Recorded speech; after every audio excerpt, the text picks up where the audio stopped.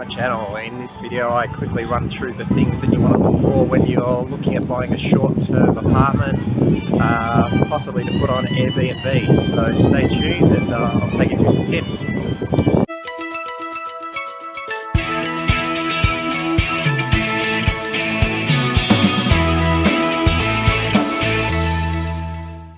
Now for short-term rentals, location is pretty important as well, if not more important than when buying normal real estate. You really want to be in a place where people want to visit, particularly tourists. So if you get into a tourist market, that's usually a good thing. So you want to look for those sort of hot spots where a lot of tourists goes.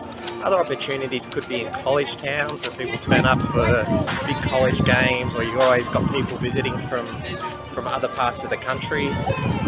And believe it or not, some of the other places that are good for short-term places are places close to hospitals and things like that, where you have a lot of staff, especially in regional areas. If there's a big regional hospital there, short-term rental can go well there. But there are a few things that you need to be aware of. Now, one of the other things you want to be really aware of is local regulations. Regulations are pretty important. Going back a few years ago, there was hardly any areas that were really regulated. This was all Airbnb was all a grey area, so you could get away with a lot of stuff. Now there's been a lot of regulations coming in as governments try and get the balance right between tourism and locals. Now I'm here at Disneyland in Anaheim. Now Anaheim's an interesting case. If you go back when Airbnb first started in 2008, one of the first areas to really pick up was Anaheim, and you can see why, with so many tourists coming into this area. Now there's all sorts of disputes between the local residents and Airbnb holders and also the hotel lobbies, and it turned out that the city councillors ended up banning Airbnb, so there's actually no short-term rentals within Anaheim anymore. It was all phased out on the 12th of February 2018, so they basically gave Airbnb owners 2 years to phase out their short-term rentals. Some were offered a small amount of extensions based on financial hardship and that type of thing, but now Airbnb and short-term rentals is completely banned within the city of Anaheim. And what you'll find is that, especially in a lot of tourist towns, this will probably be a trend going over. So you probably want to look at places that have firm rules set in place, where they've very obviously already gone through the process of determining what the correct balance is and coming up with that, rather than going to an area where they haven't quite determined it, and they might come out with a decision like they did in Anaheim that actually bans it. So you bought a property and then suddenly it's banned. Yeah, we've all heard stories about tourist towns where they have one menu for locals and one menu for the tourists, and the tourist menu is a lot more expensive than the local menu.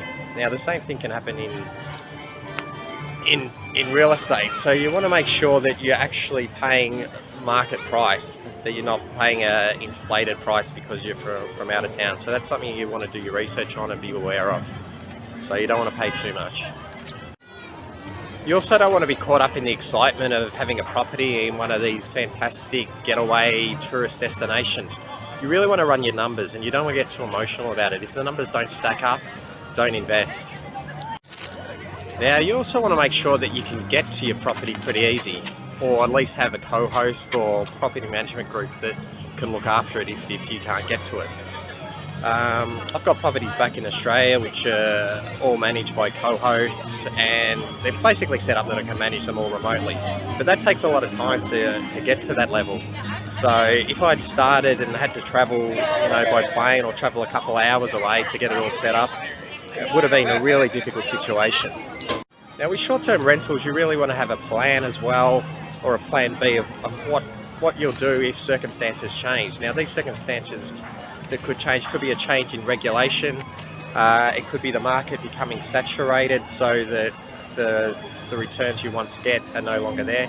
So you really want to have a plan of how you exit and when you can exit. The last thing you want to do is be left with an unprofitable property, and this can happen. Things in short-term rental can change really quickly, and they can change quickly from season to season. So it's good to have some sort of contingency as to what you're going to do. Now, there's a whole raft of other things that you probably need to consider. One would be if you are investing overseas or in a different jurisdiction. One of the important ones will be taxes. Also, you might be going into an area that charge occupancy taxes, so you need to factor that into your numbers. Not only factor it into your numbers, but factor how you'll get your returns done, the additional cost of maybe having an accountant do that type of thing for you. So there's a lot to consider. You know, a lot of the times it looks good on paper, it looks good in theory, but the actual practice behind it's quite difficult. So if it is something you're thinking about, make sure you do a lot of research into it before going into it. Just don't jump into it. Now, going back a few years ago, you could basically learn a lot of this Airbnb stuff just by jumping in and going for it. It's probably a little bit more difficult now with different regulations. There's also a lot more competition out there in the marketplace, so there's a lot more to be aware of. But if this is something that you want to go ahead with, as I mentioned earlier, it's good to maybe look at being a co-host for a period of time, or maybe start with just leasing out a room, just to get a feel for how it all works before you take that really big jump in and purchase a full property to put on short-term rentals. Good luck with it if that's what you decide to do, or good luck with whatever you decide to do. Cheers, thanks.